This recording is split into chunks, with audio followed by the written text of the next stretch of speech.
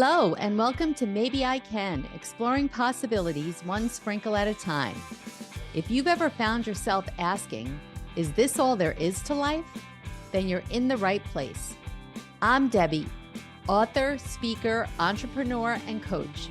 And every Tuesday, I'm here to share a sprinkle of hope and inspiration. Together, we'll uncover the more joy, more fulfillment, more prosperity, more fun. We'll share stories of transformation, actionable tips, and that little nudge you need to take the next step. So let's embark on this journey of discovery and say, maybe I can, to a life filled with more. Ready to find out? Let's get started. The Maybe I Can show starts now.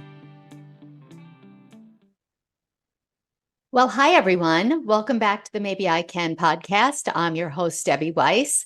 And today I have a wonderful guest. Her name is Robyn Polk.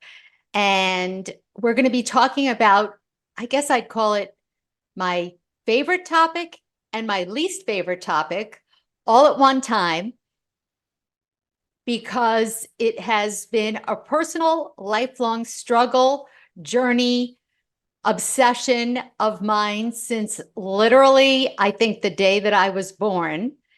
And I think it is something that many women struggle with.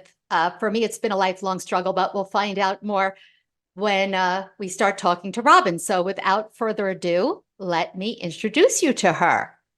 Robyn is a healthy living coach for women over 50, as well as host of the Sweet Freedom Over 50 podcast. Love that title, by the way.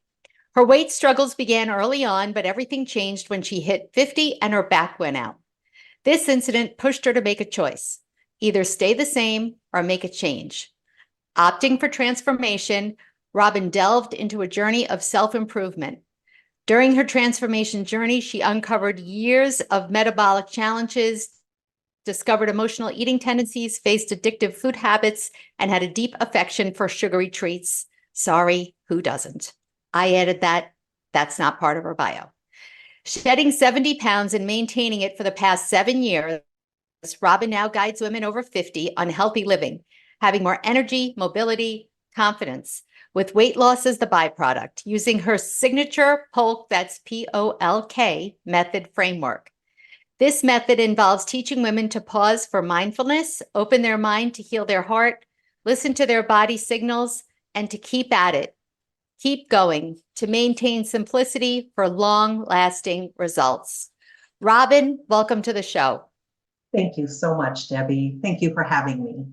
Absolutely, absolutely. So I have to begin with the question that I ask everyone, and I think I might know the answer, but don't feel forced. It doesn't have to be the answer, up to you.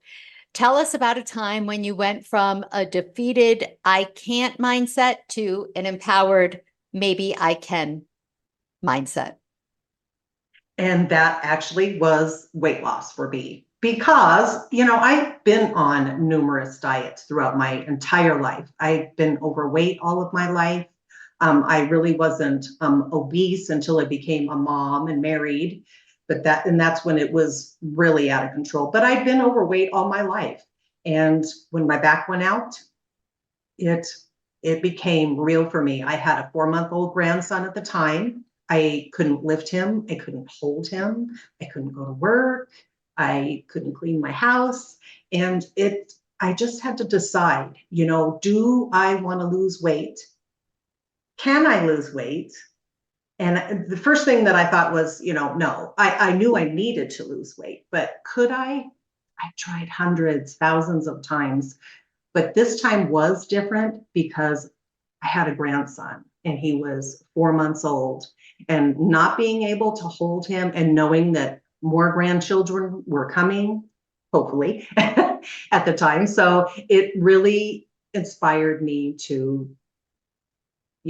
take the journey, take the leap. Once I got healed, it took a few months, of course, for me to heal, but really to delve in and go for it, because I said, I've got to get this right this time.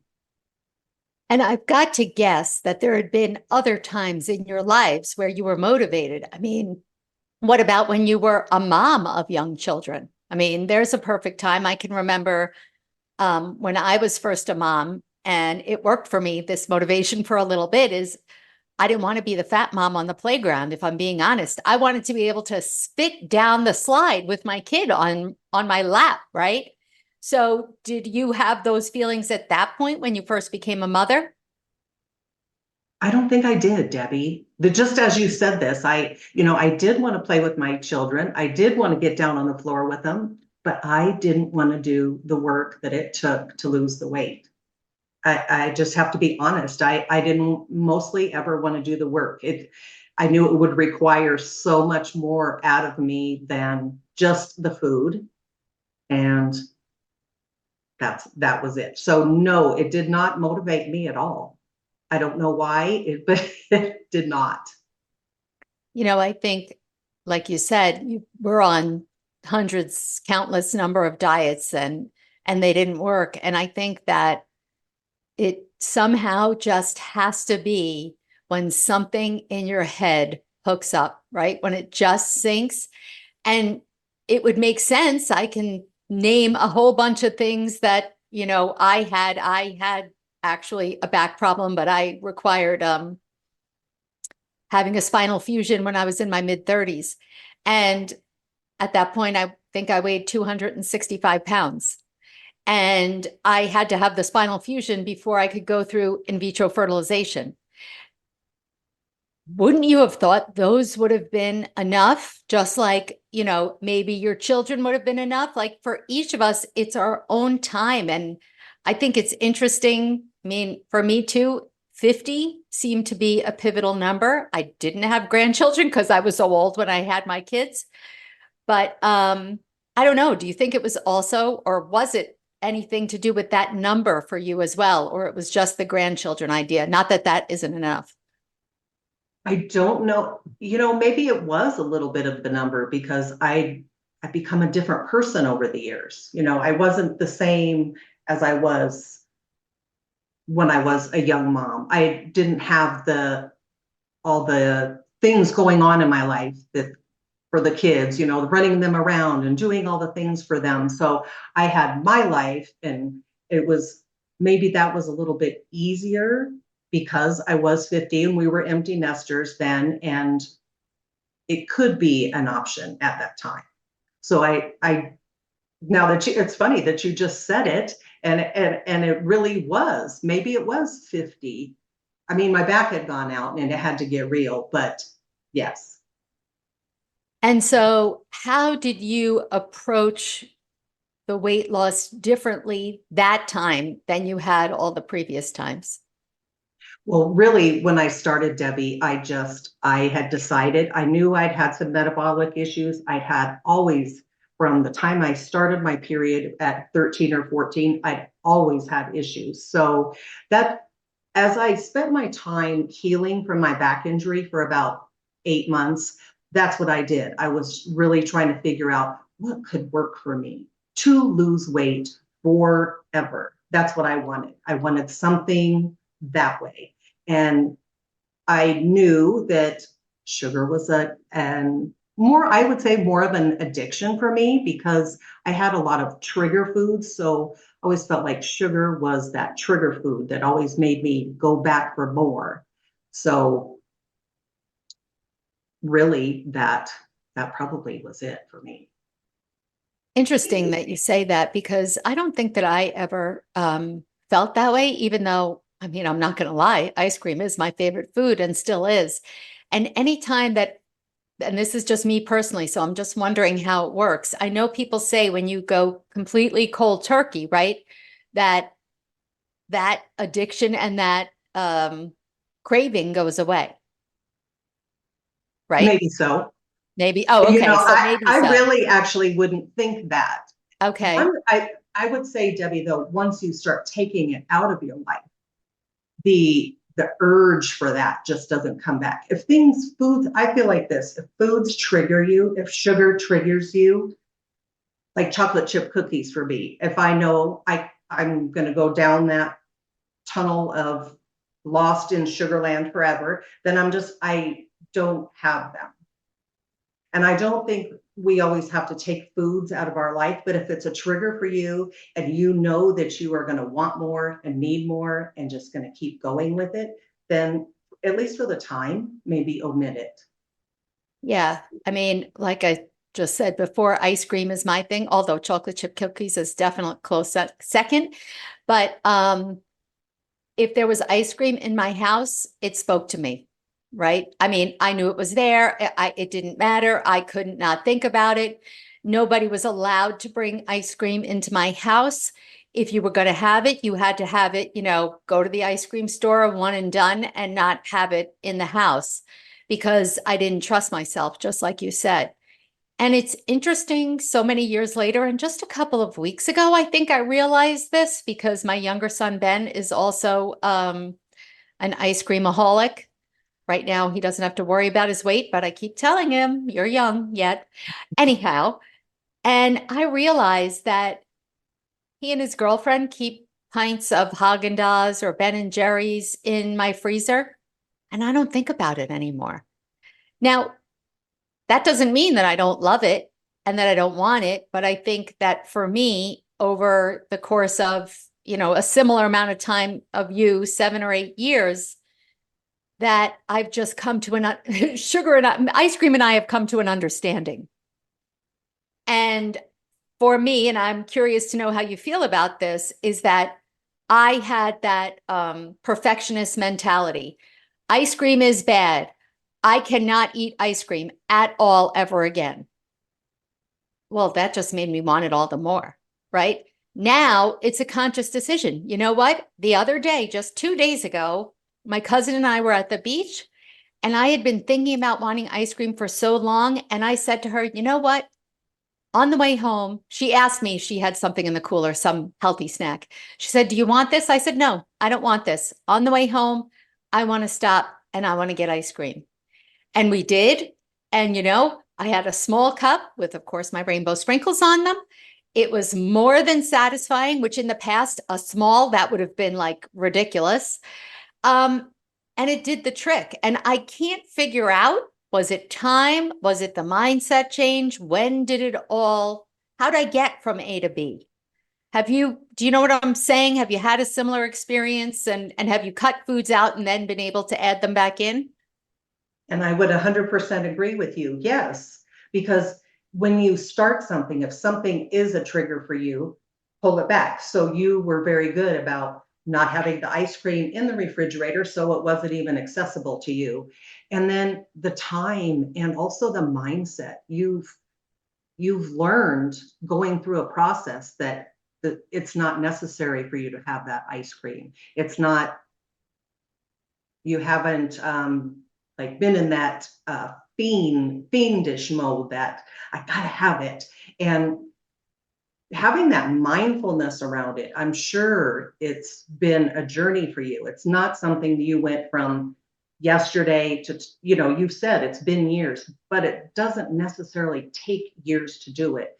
It's the mindset work in between that needs to be done that gets you from that I have to have it to I can have it. It can be in my house and it's not a necessity for me. Exactly.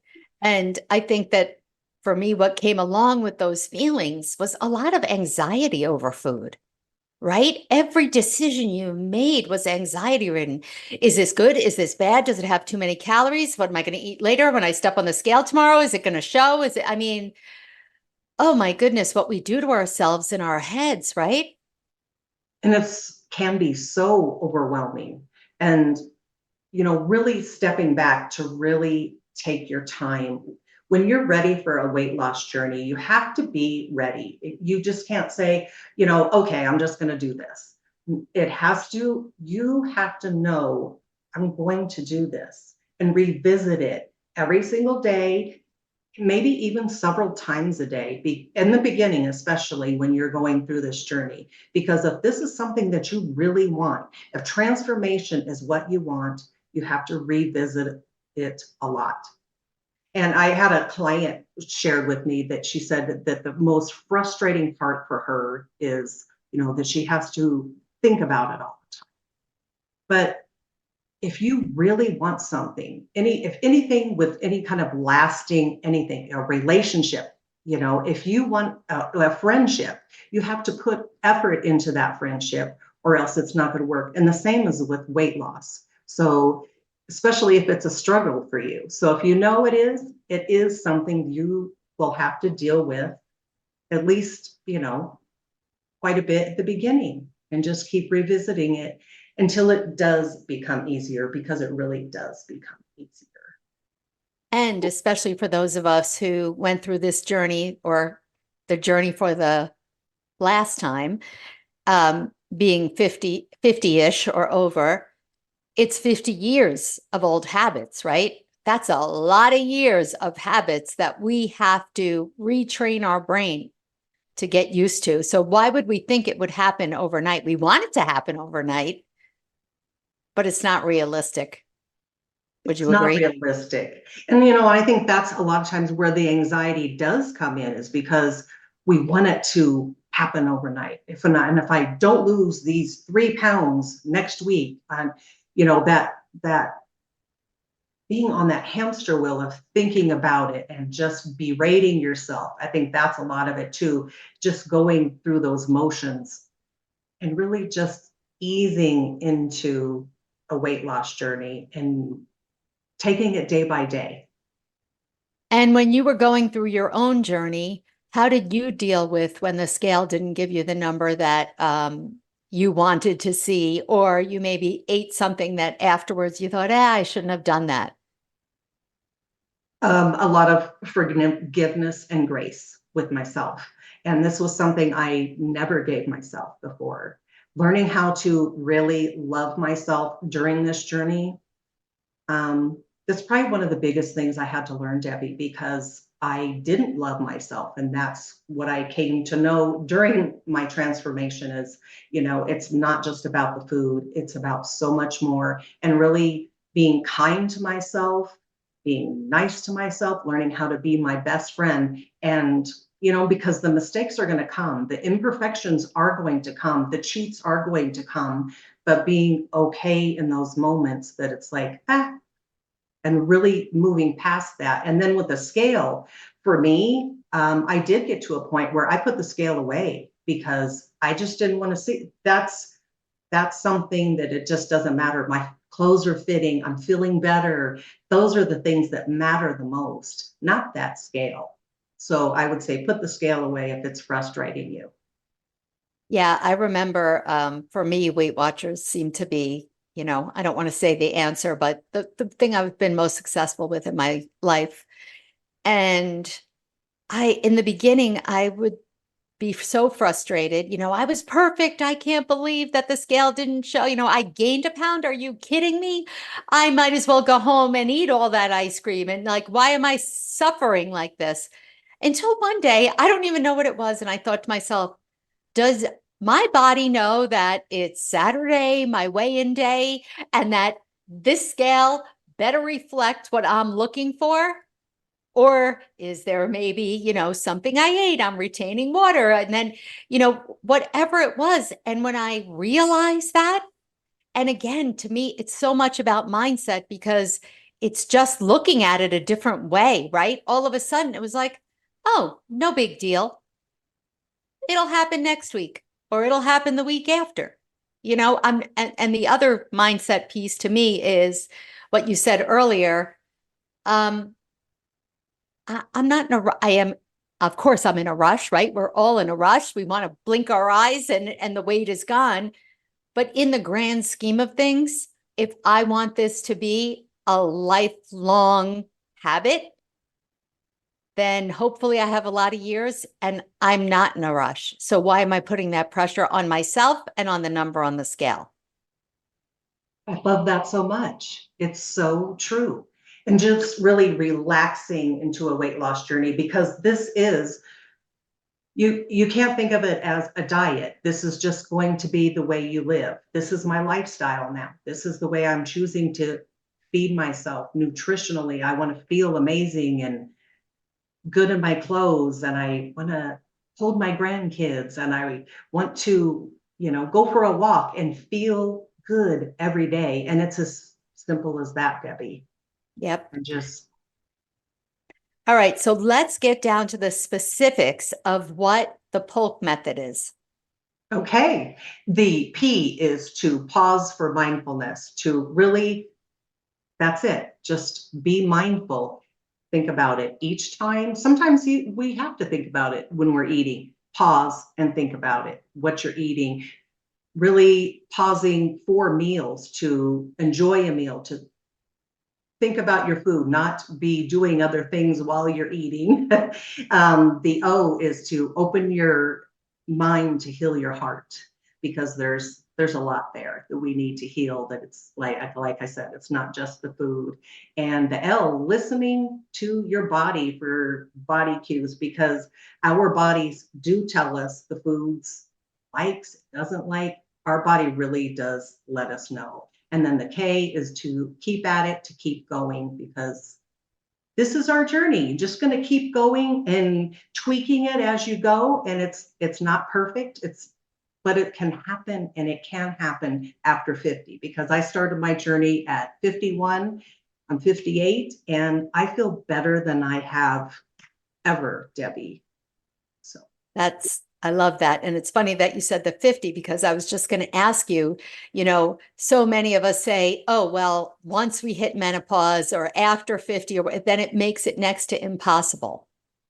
Obviously, you're living proof that it's not next to impossible. Is there some biological thing that really is true about that, or are we inventing something in our heads? it may be a little bit of both, but I think when we invent it in our heads, we're just giving up. We're Yeah. just already just saying, this is the way it is, and that way I don't have to do it. If you really want to do it, you have to make the conscious effort to do it and get in action. And it can be done. I'm proof, and so are you, Debbie. This is true. I'm heading towards 61. Can't even Yay. believe it. And I think I can say the same thing looking back and thinking how I felt. And you know, besides all of the physical attributes, I'm always in awe, I have to tell you, of the whole body positivity movement, because I have to admit, I didn't feel that way. And I'm embarrassed, and I wish this weren't the case. I can still see that I don't feel that way, even now. And which, by the way, I still have never hit my weight loss goal. I don't know. Maybe it was a fictitious number. I have just decided whatever it is, and it is just a number, and it is how I feel. But the confidence, because of that, it was such a lack of confidence in everything in my life. And I think that and I never want to say I've moved past the weight loss issue. I have to say my cousins and I, who've also struggled, are like, nope. And we lovingly use the word fat. I'm always fat. I will always be a fat girl, and I don't see anything wrong with that, because only someone who struggles can relate. And even when we say, oh, we're past it, I'll never be past it, right? Because it's who I am. I've learned, but it's almost like smoking. I quit smoking when I was 27. If someone told me that it wasn't going to be dangerous for my health, hand over those cigarettes. I would go back in a heartbeat. Same thing with food. So how did it change your confidence, or did it? Were you the kind of person who had the confidence regardless of your weight? I did not have the confidence whatsoever. It held me back from everything in my life.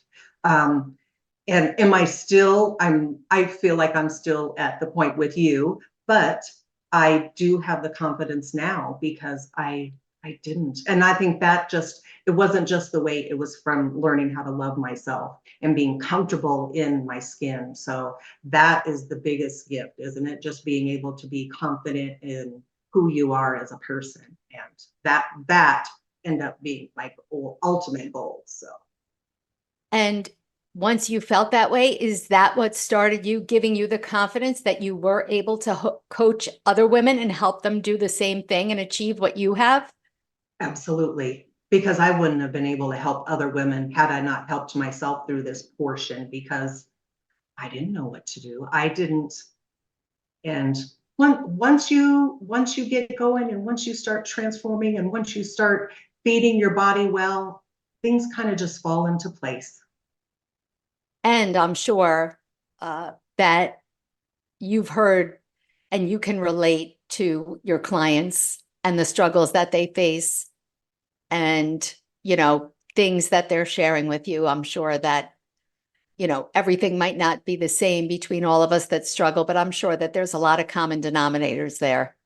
There's so much in common and it's a very vulnerable thing. And I'm grateful that we're able to share it together, that we know that, we're not just the only ones. Exactly. Yeah. All right. So I have to ask you quickly before we sign off, because half hour goes way too fast. And hopefully I'm not putting you on the spot, but I saw that you had an Instagram post that said 4 simple changes you can make today to start losing weight. Even if you don't have all 4, give us a few. The first one is to speak positively to yourself. So I would say that. The second thing, I would always start your breakfast off with a high protein meal. I think that is very satiating and it'll hold you over for the day or till your next meal. Yeah. Are you one of those people? Because someone else, my workout lady, she's like, eat chicken for breakfast. And I just can't do that. I don't eat chicken for breakfast, but I do eat protein for breakfast. Okay. All right. Well, we've shared a little bit and very quickly. So where can anybody find you who wants to learn more about you and your method and work with you? Where can they get to you? They can find me on Instagram at robyn.polk and over on TikTok at Robyn Polk. And you can reach me by email at robyn@robynpolk.co. And I can assure you that her Instagram posts are fun and informative. So make sure to go and check her out. And Robyn, I can't thank you enough. We will have to have you back for part 2 because I feel like I did more talking because, maybe I should have been a weight loss coach. Now, You still can be. I leave it to people like you. You're better at it than me. I've got other things to handle. All right. Well, thank you again for being a guest on our show. And to everyone else, thank you so much for listening. And I can't wait to see you next week. Take care. Thanks for spending part of your day with me here on Maybe I Can, exploring possibilities one sprinkle at a time. It's been great having you, and I hope you're leaving with a spark to light up your journey to more. Remember, every big change starts with a single maybe. If you're ready to kickstart that change but not sure where to begin, I've got just the thing for you. Head over to download my free guide, The One Critical Step to Kickstart Change, and take that all-important first step. Let's make those maybes into reality one sprinkle at a time. Catch you next Tuesday at 4 p.m. Eastern, 1 p.m. Pacific with more stories, tips, and that extra push you might need. I'm Debbie saying goodbye for now, but always remember, maybe, just maybe, you can.